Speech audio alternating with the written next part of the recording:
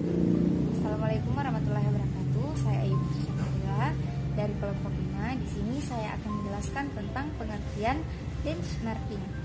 Baik, langsung saja. Benchmarking merupakan suatu alat atau metode untuk mengidentifikasi sebuah risiko. Nah, benchmarking sendiri adalah suatu proses membandingkan dan mengukur suatu kegiatan perusahaan atau organisasi terhadap proses operasi yang terbaik di kelasnya sebagai inspirasi dalam meningkatkan kinerja atau performance sebuah perusahaan atau organisasi. Selain itu, benchmarking sangatlah penting karena dapat mendorong perusahaan atau organisasi untuk menyiapkan suatu dasar untuk membangun rencana operasional praktik terbaik perusahaan dalam menganjurkan meningkatkan perbaikan bagi seluruh komponen lingkungan perusahaan atau organisasi.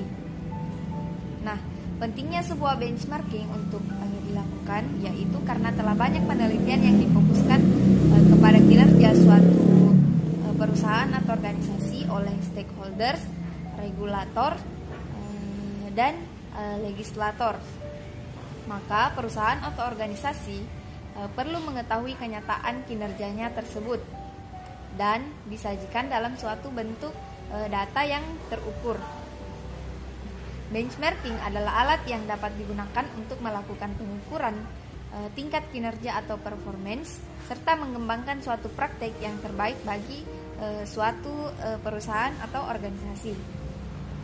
Nah, benchmarking juga akan menolong perusahaan atau organisasi dalam mengidentifikasi kekuatan operasional dan perbaikan areal wilayah.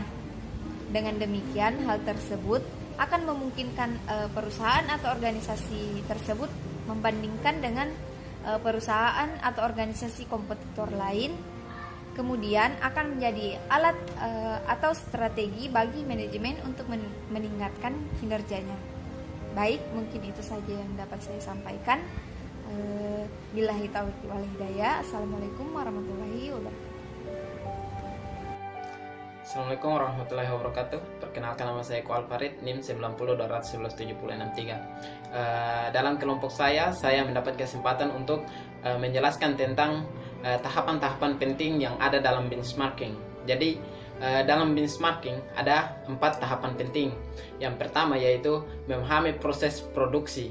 Apa saja itu atau seperti apa itu memahami proses produksi. Jadi memahami proses produksi itu kita harus paham betul atau mengetahui produk-produk apa atau proses-proses produksi seperti apa yang bisa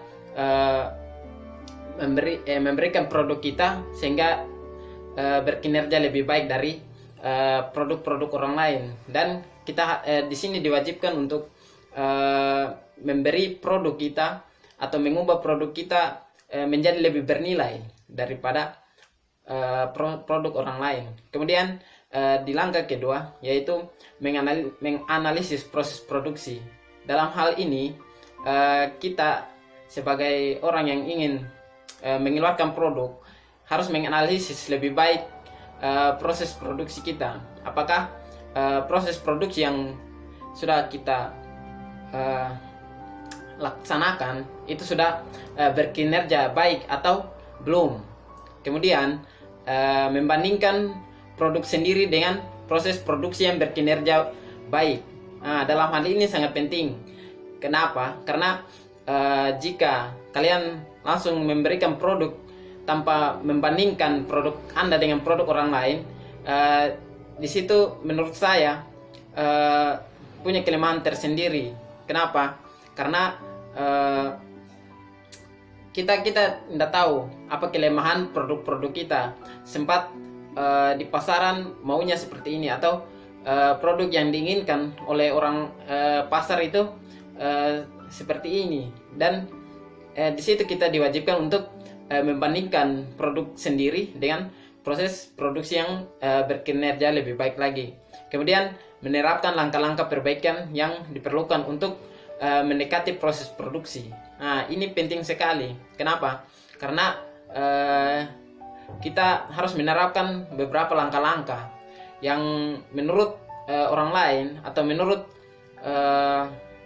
kita sendiri langkah atau produk yang kita sudah mau serahkan di pasar ini belum baik.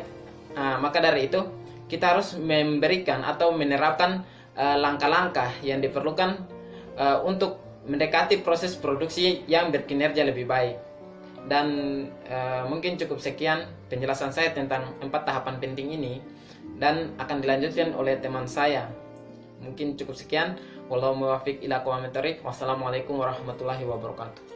Assalamualaikum warahmatullahi wabarakatuh. Nama saya Andi Rizky Arisandi. Saya akan menjelaskan materi mengenai langkah metode dari benchmarking. Benchmarking memiliki beberapa metode. Salah satu metode yang paling terkenal dan paling banyak dipakai oleh organisasi adalah metode 12 yang diperkenalkan oleh Robert Kemp dalam bukunya The Search for Industry: Best Practice that Lead to Superior Performance.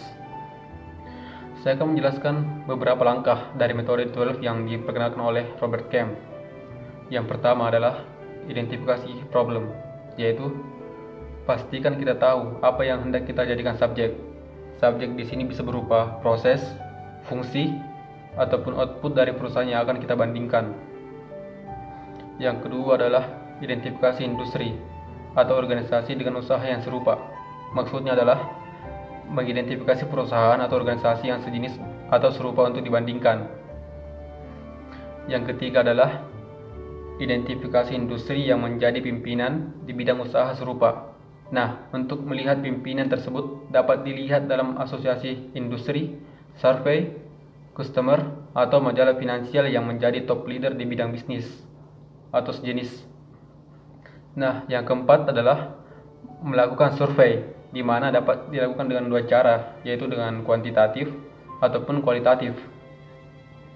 Contoh dengan survei kuantitatif adalah dengan melakukan pengumpulan data secara langsung terhadap subjek dengan memberikan kuesioner terhadap orang-orang yang bersangkutan. Sedangkan survei kualitatif adalah lebih cenderung menggunakan analisis dari data-data yang sudah ada sebelumnya. Yang kelima adalah kunjungi area praktis perusahaan, di mana hal ini dimaksud untuk mengidentifikasi area kunci praktik usaha, karena beberapa perusahaan biasanya rela untuk bertukar informasi dalam suatu konsorsium dan membagikan hasilnya di dalam konsorsium tersebut. Yang terakhir, keenam adalah implementasikan praktik bisnis yang telah didapat. Maksudnya, setelah mendapatkan best practice perusahaan dan mendapatkan metode atau teknik cara pengelolaannya, lakukanlah program aksi untuk mengimplementasikannya. Mungkin sekian yang dapat saya sampaikan mengenai materi dari langkah metode. Terima kasih. Assalamualaikum warahmatullahi wabarakatuh. Terima kasih atas kesempatan yang telah diberikan kepada saya. Perkenalkan, nama saya Sakinatul Kalbia, NIM 90200117085. Baiklah, di sini saya sebagai perwakilan dari kelompok 5 mata kuliah manajemen kualitas akan membawakan materi tentang jenis-jenis benchmarking. Nah, jadi benchmarking dapat dilakukan secara internal yang membandingkan kinerja beberapa kelompok atau tim di dalam organisasi, ataupun secara eksternal yang membandingkan kinerja suatu organisasi dengan organisasi lainnya atau antar industri. Benchmarking dapat dibedakan menjadi beberapa jenis. Di antaranya itu adalah yang pertama, strategic benchmarking, yaitu benchmarking yang mengamati bagaimana orang atau organisasi lain mengungguli persaingannya. Yang kedua, proses benchmarking, yaitu benchmarking yang membandingkan proses-proses kerja. Yang ketiga, functional benchmarking, yaitu benchmarking yang melakukan perbandingan pada fungsional kerja tertentu untuk meningkatkan operasional pada fungsional tersebut. Yang keempat, performance benchmarking, yaitu benchmarking yang membandingkan kinerja pada produk atau jasa.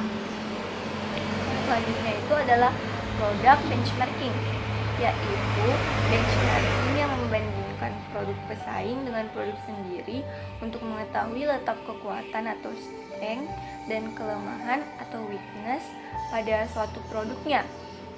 Nah, selanjutnya itu adalah financial benchmarking, yaitu benchmarking yang membandingkan kekuatan finansial untuk mengetahui daya saingnya. Ya, jadi itu tadi adalah jenis-jenis benchmarking. Sekian materi yang dapat saya bawakan, kurang dan lebihnya mohon dimaafkan. Wassalamualaikum warahmatullahi wabarakatuh.